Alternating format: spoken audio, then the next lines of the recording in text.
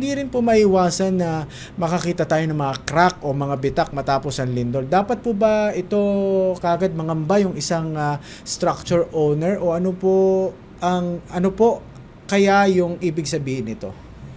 Sa mga cracks, no, may iba-iba kasi tayong style or itsura ng mga cracks. Minsan, meron lang hairline cracks, minsan may diagonal, horizontal, vertical cracks na minsan dugtungan lang siya ng frame natin or ng biga tsaka hollow blocks natin.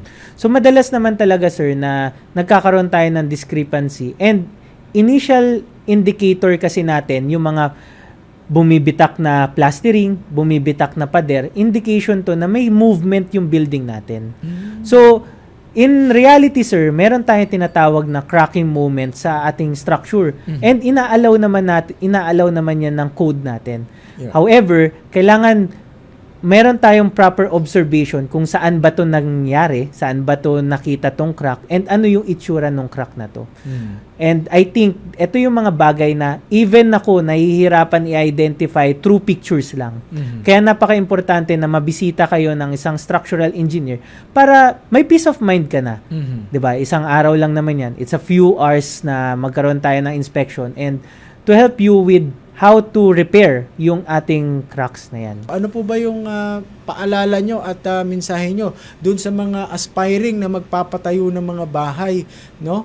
Para ito talagang makonsulta at masiguro yung kanilang investment sa pagpapatayo ng bahay ay hindi mauwi lang sa isang iglap na lindol o pagbaha o tsunami. Go ahead po, Engineer. Sa mga nagpapagawa ng mga building nila or ng bahay nila, ang masasabi natin madali naman lumapit sa mga structural engineer.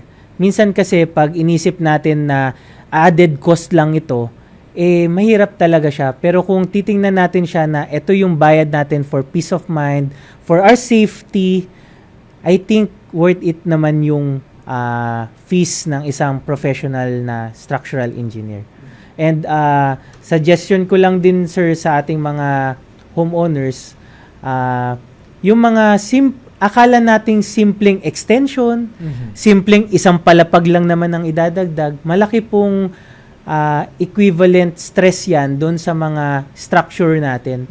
And lalo na sa pundasyon natin. Ang mahirap nito, sir, habang tayo'y nagpapahinga, akala natin ang bahay natin is the safest place on earth. Pero magugulat tayo, ito pa pala ang dangerous na area. So, I think for the peace of mind, and yun, sir, I think yun yung pinaka-important sa atin ngayon, sir.